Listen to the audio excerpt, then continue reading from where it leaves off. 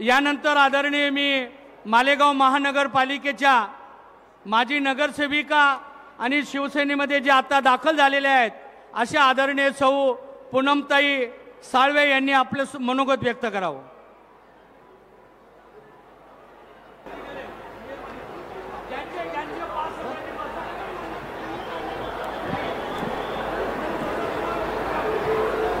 संत ज्ञानेश्वरांच्या ज्ञानाने, छत्रपती शिवरायांच्या पराक्रमाने, महात्मा फुले आणि सावित्रीबाई फुले यांच्या संघर्षाने, महात्मा फुले आणि सावित्रीबाई यांच्या संघर्षाने, डॉक्टर बाबासाहेब आंबेडकर यांच्या कर्तृत्वाने पावन झालेल्या या महाराष्ट्र भूमीत उपस्थित सर्व मान्यवर, त्याचप्रमाणे माझे लाडके बंधू आणि भगिनी यांना सर्वांना माझा जय महाराष्ट्र।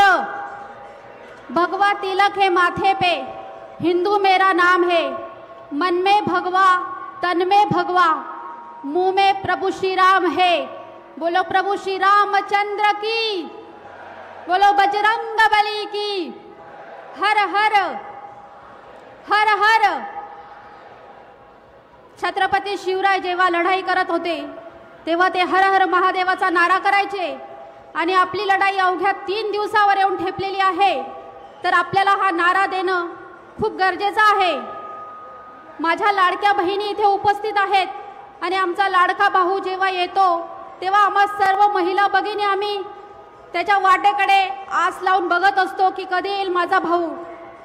आमचे दादासाहेब भुसे हे आमच्या मालेगाव शहराचे भाऊ आहेत आणि एकनाथजी नामदार, एकनाथजी मुख्यमंत्री नामदार एकनाथजी शिंदे साहेब यांच्या स्वागतासाठी इथे आपण सर्व सज्ज झालेलो आहोत। माझ्या भगिनी आहेत। आत्ताच दिवाळीचा सण झालेला आहे आणि दिवाळीला जेव्हा आपण आपल्या भावाला ओवाळतो तेव्हा आपण त्याच्याकडे एकच मागतो, देवाकडे की इडापिडा टळो। तर आज मी माझ्या महिला भगिनींना सांगते की आपण आपल्या भावाच्या रक्षणासाठी सर्वांनी इथे उभं राहायचंय। तयार आहात ना तुम्ही? विरोधकाला दाखवून द्यायचं आहे की आजची ही 21व्या शतकातली स्त्री आहे, जी बहीण आहे, तिला कळतंय की तिचा भाऊ हा तिच्यासाठी कायम उभा आहे आणि या आपल्या भावांसाठी या माझ्या लाडक्या बहिणी इथे बसलेल्या आहेत। इथे उपस्थित अनुपस्थित प्रत्येक बहिणीला माहिती आहे की माझा सक्का भाऊ हा माझा हा नामदार दादासाहेब भुसे साहेब आहेत। यांचं जे काम आहे ते कोणाला सांगायची गरज नाहीये। मालेगाव महानगरपालिकेत जेव्हा काम करत असताना मी आदरणीय मधुबापू हिरे यांनी व्यासपीठाकडे यायचंय आणि तालुका अध्यक्ष मनोहरजी बच्चाव यांनी व्यासपीठाकडे यायचंय।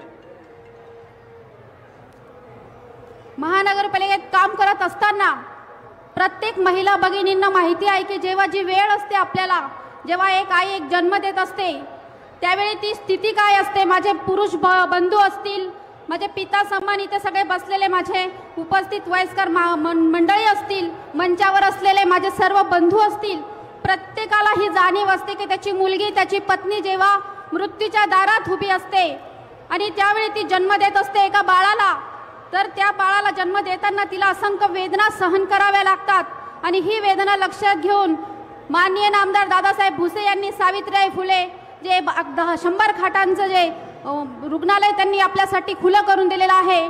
ज्यावेळी नगरसेविका म्हणून काम करत असताना गटरी सर असतील, जेव्हा मला व्याकुळ नजरेने बघायचे की मॅडम आता इथे काही होऊ शकत नाही, आपल्याला धुळ्याला न्यावं लागेल, त्यावेळी त्यांची जी नजर होती जेव्हा त्यांचा असा हात व्हायचा की मॅडम आपण काही नाही करू शकत आणि आता आपल्याला या पेशंटला धुळ्याला हलवावं लागेल, त्यावेळी अंगावर एक शहारा यायचा की येणारं बाळ हे जग बघतं की नाही।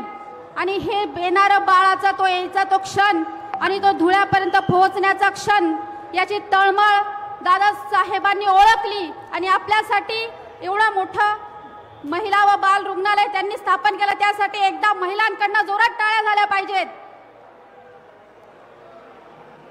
पॉलिटिक्सची शिक्षिका म्हणून शिकत असताना मी जेव्हा विद्यार्थ्यांना आर्ट्सला पॉलिटिक्स शिकवायची तेव्हा विद्यार्थी असायच्या माझ्या विद्यार्थिनी, त्या म्हणायच्या मॅडम आम्हाला MPSC करायचंय, UPSC करायचंय, अभ्यासाला वेळ मिळत नाही। ती गरज लक्षात घेऊन साहेबांनी अभ्यासिका तयार केलेली आहे। मोसम पुलावर जर तुम्ही जाल तर तुम्ही प्रत्येकाला आव्हान करते की प्रत्येकाने तिथे गेलं पाहिजे।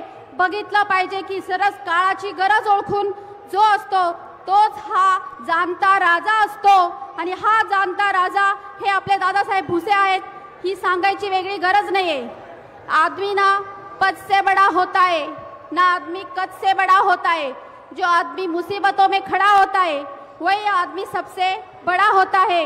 आणि माननीय दादासाहेब भुसे यांनी ही आपल्यासाठी खूप मोठे आहेत ॲक्च्युली। मी आता प्रचारादरम्यान माझं अनेक राजकीय 5 वर्षापासून म्हणजे माझी फॅमिली तर तसं बघायला गेलं तर 20 वर्षापासून राजकीय क्षेत्रात आहे, परंतु आम्ही हिरे फॅमिलीकडे होतो। 26 वर्ष एकनिष्ठेने काम केलं, एक नोकरी दिली नाही, परंतु मी या मंचावर उभं राहून सांगू शकते की 26 दिवस तुम्ही भूलथापांना बळी पडू नका की आम्ही तुम्हाला नोकऱ्या देऊ। इथे याचं उदात्त उदाहरण इथे पूनम सावळे तुम्हाला सांगू इच्छिते की खोट्या भूलथापांना बळी पडू नका। त्याचप्रमाणे अनेक असे विकास कामं असतील जे दादासाहेब भुसेंनी केलेले आहेत, अनेक असे मोठे मोठे कामं आहेत ज्याची पूर्ण ग्वाही आपल्या अनेक शेततळे असतील, 15 प्रकारचे जॉगिंग ट्रॅक आहेत, त्याचप्रमाणे अनेक स्मशानभूमी मंदिरांचा जीर्णोद्धार असेल, खूप सारे कामं त्यांनी केलेले आहेत। देवीच्या पाठामध्ये म्हटलेलं आहे की कांती वीज जशी श्री मुगेंद्र वहना भासे अति भीषणम, कन्या खडग ढाल धरुणी करती भावे जिचे सेवन, हाती चक्र गदा आणि धनुष शशी अजी नेत्री दया कधात मी।